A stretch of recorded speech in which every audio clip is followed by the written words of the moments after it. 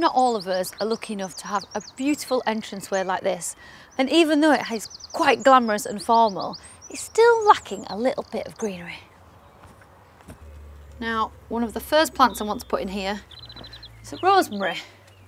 And there are a few reasons for this. Firstly, it's a standard rosemary, so it'll give me some nice height here, which is ideal.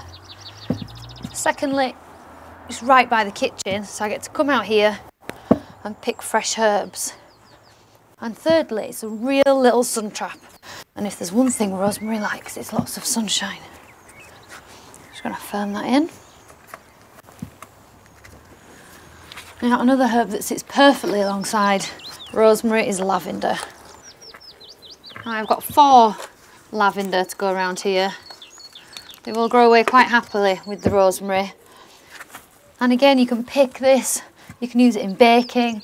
I have a friend that makes lavender shortbread, which is amazing if you've never tried it. And also you can pick the flowers and dry them, make little scented drawer liners and things out of them. And it just smells delicious as you're coming up the stairs here to the door. You get a real waft of the Mediterranean. Now I'm just going to top up what's left with some more compost. One of the final things I like to do, especially with a formal looking container like this, is top dress with gravel or grit. And what that does is it will lock in moisture after you've watered it. It will suppress weeds, and also it just gives a much nicer finish.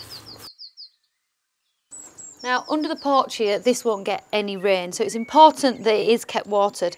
Other than that, lavender and rosemary really like tough, free draining conditions, just like they would get in their natural habitat. So it'll be perfectly happy here and look great for most of the year.